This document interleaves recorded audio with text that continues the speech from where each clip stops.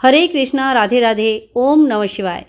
आज के वीडियो में हम देखेंगे चार प्रहर की पूजा हम कैसे करते हैं। चार प्रहर की पूजा करने से हमें कौन सी फल की प्राप्ति होती है और पूजा विधि क्या है। तो चलिए शुरू करती हूँ आज का वीडियो। बहुत ही सरल तरीके से आज का वीडियो मैंने आप सभी के लिए लेके आई हूँ। तो देखिए, सबसे पहले नहा धो के तैयार हो जाइए। पूजा से पहले आसन या चौकी लगा लीजिए। आप यहाँ पे सफ़ेद, पीला या लाल आसन लगा सकते हैं। इसके बाद भगवान शिव जी की नाम लेते हुए सबसे पहले हम दिया प्रज्वलित करेंगे। और देखिए, चार प्रहर का जो सामग्री चाहिए वो हम देख लेते हैं। सबसे मिनिमम सामग्री आपको बता रही हूँ, गंगा जल हमें जरूर चाहिए, नहीं है शुद्ध जल ले लीजिए। इसके बाद दूध, दही, यहाँ पे लिया है मैंने घी, और यहाँ पे लिया है मधु यानी कि हनी। ये चार चीज़ चार प्रहर में चाहिए होता है। तो ये चारों चीज़ों का व्यवस्था पहले से ही कर लीजिए। और साथ ही में हमें चाहिए फूल, बेलपत्र, समी के पत्ते और बेल, धतूरा, जो भी भगवान शिव जी की प्रिय वस्तुएं आपके पास है, आप जितने भी व्यवस्था कर पाए हैं उन सभी वस्तुओं को एक साथ एक थाली में ले लीजिए। अगर आपके पास डमरू है, रुद्राक्ष की माला है, तो इन सभी चीज़ों को आप ले लीजिए। आज के दिन पूजा सभी चीज़ों का होता है। चार कलावा हमने ले लिया। अगर आप जनेऊ चढ़ाना चाहते हैं तो जनेऊ ले लीजिएगा। चार जनेऊ भी ले सकते हैं, नहीं तो सिर्फ चार कलावा भी आप ले सकते हैं, कोई दिक्कत नहीं है। अब एक थाल हम ले लेंगे। इसमें चंदन से सबसे पहले हम ओम लिखेंगे। ओम लिखने के बाद इसके ऊपर एक छोटा सा ऊंचा कटोरा या थाली टाइप का कुछ ले लेंगे, इस तरह का छोटा सा, और उल्टा करके इसे रख देंगे। चार प्रहर की पूजा में मिट्टी की शिवलिंग में करके दिखा रही हूँ। मिट्टी के शिवलिंग के चार प्रहर की पूजा बहुत ज़्यादा फलदायी होती है। भगवान शिव जी के जो जलधारी होती है उसका दिशा नॉर्थ के तरफ यानी कि उत्तर की तरफ होना है। इस बात का विशेष ध्यान रखिए, ये हमेशा ही उत्तर की तरफ होता है। अब हाथ जोड़ करके भगवान शिव जी को आह्वान करेंगे कि हे भगवान शिव जी, आपके चार प्रहर का पूजा करने जा रही हूँ। आपके आशीर्वाद से पूजा मेरी संपूर्ण हो, मेरी मनोकामनाएं पूर्ण हो, ऐसा आशीर्वाद आप जरूर करना। इसके बाद देखिए, सबसे पहले भगवान शिव जी को ओम नमः शिवाय, ओम नमः शिवाय, ओम नमः शिवाय ऐसे मंत्र बोलते हुए शुद्ध जल से स्नान कराएंगे। आप गंगा जल है तो जरूर गंगा जल से ही स्नान कराएं। प्रथम प्रहर में दूध से, कच्चा गाय के दूध से स्नान कराया जाता है। नमः शिवाय का मंत्र जप करते हुए कच्चा गाय का दूध का एक धार लगाते हुए स्नान कराएंगे। और देखिए, जलधारी हमने कितना बढ़िया बनाया कि जल अपने आप सुंदर से निकल जाते हैं। तो इस तरह से शिवलिंग कैसे बनाया जाता है ये भी वीडियो है, आप देख लीजिएगा जरूर एक बार। इसके बाद शुद्ध जल से स्नान कराएंगे और उसके बाद फिर भगवान शिव जी की श्रृंगार करेंगे। तो यहाँ पे आप भस्म से तिलक कर सकते हैं, मैंने यहाँ पे चंदन से तिलक किया है। इसके बाद हम फूल चढ़ा देंगे। अगर सफ़ेद फूल है तो सफ़ेद फूल चढ़ाइए, धतूरा है धतूरा चढ़ाइए, और आंकड़े के फूल है तो वो चढ़ाइए। और एक बेलपत्र में उल्टा करके चंदन लगाकर भगवान शिव जी के ऊपर चढ़ाएंगे। साथ में ही वस्त्र स्वरूप कलावा चढ़ाएंगे। इसके बाद देखिए, फल हमें एक भोग चढ़ाना होता है। तो आप चाहे तो अलग अलग भोग तैयार करके रख सकते हैं, कितने भी पकवान बनाकर रख सकते हैं। अगर बिल्कुल व्यवस्था नहीं होता है तो इस तरह से आप चार प्रहर का चार बेर ले लीजिए। हर प्रहर में एक एक बेर हम भोग स्वरूप चढ़ाएंगे। भोग चढ़ाना आपका संपूर्ण श्रद्धा है। आप चाहे कितनी भी संख्या में भोग प्रसाद बनाकर भगवान को चढ़ा सकते हैं। साथ ही में हम प्रथम प्रहर में ही डमरू का पूजन कर लेंगे। अगर रुद्राक्ष की माला है तो रुद्राक्ष की माला का पूजन कर लेंगे। दीपक का पूजन हम कर लेंगे और उसके बाद हम आरती करेंगे। प्रथम प्रहर का पूजा जो होता है ये प्रदोष काल यानी कि लगभग 6 बजे से 9 बजे के बीच में इसका टाइमिंग रहती है। एग्जैक्टली टाइमिंग जानने के लिए आप डिस्क्रिप्शन बॉक्स को जरूर चेक कीजिएगा। तो 6 बजे से 9 बजे के बीच में ये पूजा हमें करनी है। इसके बाद हम आरती कर लेंगे। हाथ में थोड़ी सी जल लेके 3 बार आचमन कर लेंगे, आरती को शांत करेंगे। हाथ जोड़ करके पूजा की प्रथम प्रहर में जो भी हमसे गलती हो गई, भूल चूक हो गया या कमी रह गया, इसके लिए हम माफ़ी जरूर मांग लेंगे। इस तरह से प्रथम प्रहर का पूजा होने के बाद हम द्वितीय प्रहर का पूजा शुरू करेंगे। और जो भी श्रृंगार हमने भगवान शिव जी को चढ़ाया था, बेलपत्र, फूल और कलावा, ये सारे हम निकाल लेंगे और थाली में ही रख देंगे।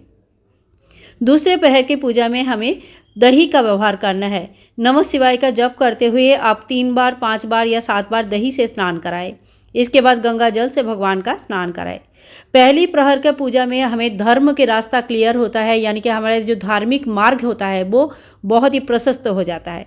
दूसरे प्रहर का पूजा जब हम करते हैं तो हमारे आर्थिक पक्ष जो है मजबूत हो जाता है और माता लक्ष्मी की स्थायी वसवास होता है, धन संपत्ति की कमी नहीं होती है। तो एक ही तरह से भगवान शिव जी को हम तिलक करेंगे, फूल चढ़ाएंगे, बेलपत्र चढ़ाएंगे, कलावा स्वरूप वस्त्र चढ़ाएंगे और भगवान को हम भोग चढ़ाएंगे। भोग में मैं कह रही हूँ कि आप अगर भोग अलग अलग 4 भोग बना के रखे हैं, चारों भोग अलग अलग टाइम पे चढ़ाइए, नहीं हो पा रही है फल का भोग चढ़ाइए, कोई दिक्कत नहीं है। इसके बाद देखिए हम आरती करेंगे। आरती आपको आता है तो ठीक है, नहीं तो कहीं लगाकर सुन लीजिएगा। आरती होने के बाद इस तरह से हम जल का 3 बार आचमन कर देंगे। आप चाहे तो चारों प्रहर पूजा के बाद आप हवन कर सकते हैं, यज्ञ कर सकते हैं। अगर संभव नहीं है तो फिर आप लास्ट प्रहर में भी 6 बजे जो पूजा होती है 3 से 6 बजे की, उसमें भी हवन कर सकते हैं या मॉर्निंग में भी हवन कर सकते हैं, कोई दिक्कत नहीं है। इसके बाद देखिए हमारे तृतीय प्रहर का पूजा शुरू होता है, जिसका टाइमिंग रहता है लगभग 12 बजे से सुबह का 3 बजे तक। सबसे कठिन समय होता है, बहुत ज़्यादा नींद आती है इस टाइम पे। तो ये जो समय का पूजा होता है, ये समय हमारे कामना को पूर्ण करते हैं, किसी भी प्रकार के मनोकामना को इस समय का पूजा पूर्ण करते हैं। इस समय भगवान को सबसे पहले जल से स्नान कराया जाता है, फिर घी से स्नान कराया जाता है और उसके बाद शुद्ध जल से स्नान कराया जाता है। इस तरह से नमः शिवाय का जप करते हुए हमें भगवान का पूजन करनी है। और जो पूजा हो गया तो जाके सो गए, ऐसा नहीं होता है। पूजा होने के बाद भी हमें रात्रि जागरण करना होता है। भगवान का चालीसा पढ़ सकते हैं, रुद्राक्ष की माला जप कर सकते हैं, भगवान शिव जी का नाम कीर्तन सुन सकते हैं।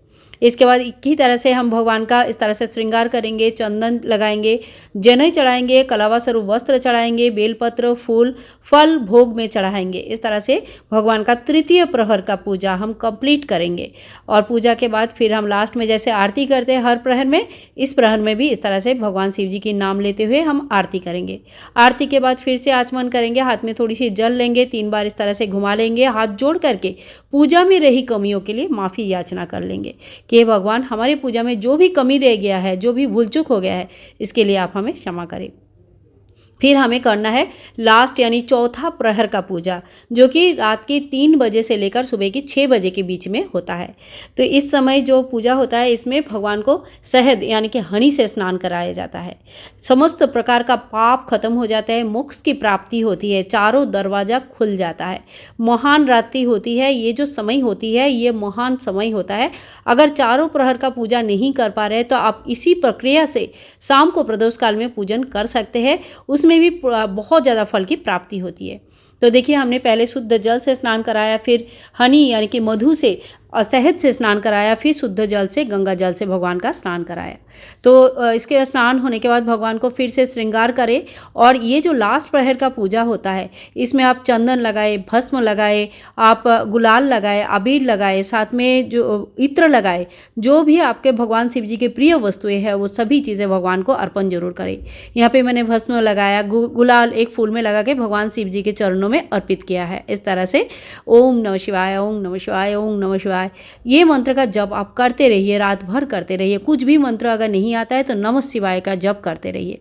अक्षत चढ़ाएंगे और भगवान का सबसे प्रिय भोग जो होता है वो है भांग। अगर आपके पास भांग के पत्ते या भांग मिलता है तो आप जरूर चढ़ाइएगा। कलावा में थोड़ा सा इत्र लगा के हम चढ़ाएंगे, बहुत ही खुशबू सुंदर होता है। तो इस तरह से कलावा में इत्र लगा के भगवान को इत्र समेत वस्त्र चढ़ाएंगे। ओम वस्त्रम समर्पयामि। तो जो लास्ट प्रहर का सुबह का पूजा होता है, बहुत ही मन लगा के, दिल लगा के कीजिएगा। ये जो पूजा होती है मोक्ष लाभ के होता है, जीवन मृत्यु के ये यंत्रणा से हमेशा के लिए मुक्ति लाभ हो जाता है। फिर भगवान को हम भोग चढ़ाएंगे। तो इस तरह से हमने फिर से एक बेर का भोग चढ़ा दिया है। और इसके बाद देखिए एक बेल पत्र में आप अपना मनोकामनाएं लिख सकते हैं। जैसे आप अगर अपने और या अपने बच्चों का विवाह के लिए पूजन करना चाहते हैं, विशेष पूजन कर रहे हैं, तो आप विवाह के लिए लिख सकते हैं, नौकरी के लिए, घर के लिए, आप जो भी आपके मनोकामना है, जो भी आपकी परेशानी है, उस चीज़ को आप भगवान शिव जी को लिख के दे सकते हैं कि हे भगवान शिव जी, ये मेरी परेशानी है, इससे हमें छुटकारा चाहिए। तो इस तरह से भगवान शिव जी के जो 4 प्रहर का पूजा संपूर्ण किया जाता है। फिर हम आरती करेंगे और लास्ट प्रहर यानी कि जो 4 प्रहर का चौथा प्रहर होता है, उस पूजन के बाद आप चाहे तो घर में छोटा सा हवन कर सकते हैं। माँ दुर्गा का पूजन इसी समय होता है। और माँ दुर्गा का, भगवान शिव जी का जब शिवलिंग का हम पूजा करते हैं तो पूरे शिव परिवार का पूजा हो जाता है। तो आप चाहे तो इस समय दुर्गा सप्तशती पाठ भी कर सकते हैं। इसके बाद देखिए थोड़ी बहुत दक्षिणा हमें निकालनी है, जितना आपका सामर्थ्य है। आप 10 रुपया, 20 रुपया से लेकर 1000 रुपया, 2000 रुपया, जितना आपके सामर्थ्य है उस तरह से आप दक्षिणा जरूर निकालें, और ये दक्षिणा को बाद में दान करना होता है। इसके बाद हम धूप दिखाएंगे, दीप दिखाएंगे भगवान को। आरती होने के बाद हाथ में एक फूल ले लीजिएगा। फूल लेने के बाद आप व्रत कथा जरूर पढ़ लीजिएगा। व्रत कथा आप कहीं से सुन भी सकते हैं, पढ़ भी सकते हैं। आपके पास बुक नहीं है तो आप ऑनलाइन भी पढ़ सकते हैं। तो कहीं से भी आपको व्रत कथा जरूर पढ़नी है। कोई भी पूजा संपूर्ण तभी माना जाता है जब उसकी व्रत कथा पढ़ा जाता है या सुना जाता है। इस तरह से हमारी पूजा संपूर्ण हो जाता है। हाथ जोड़ करके भगवान शिव जी के सामने क्षमा याचना जरूर करेंगे। इसी तरह से हमारी 4 पहर का पूजा संपूर्ण हो जाता है। पूजा के बाद दिया शांत होने के बाद हम भगवान शिव जी की विसर्जन करते हैं। विसर्जन विधि भी बहुत जल्द आप लोगों के साथ शेयर करूंगी, जरूर देख लीजिएगा। बहुत ही अच्छे और बिल्कुल भी एकदम सरल तरीके से विसर्जन हम घर पर कैसे करेंगे, इसके लिए चैनल के साथ ट्यून रहिए, जुड़े रहिएगा। आज के पूजा विधि में अगर आप लोगों को थोड़ा बहुत भी हेल्प मिला है, थोड़ी बहुत भी अच्छी लगी है, तो ज़्यादा से ज़्यादा शेयर कीजिएगा। हो सकता है कि बहुत लोगों का बहुत ज़्यादा काम आ जाए। मिलूंगी नेक्स्ट वीडियो में, तब तक के लिए महाशिवरात्रि की बहुत बहुत शुभकामनाएं और हरे कृष्णा, राधे राधे, ओम नमः शिवाय।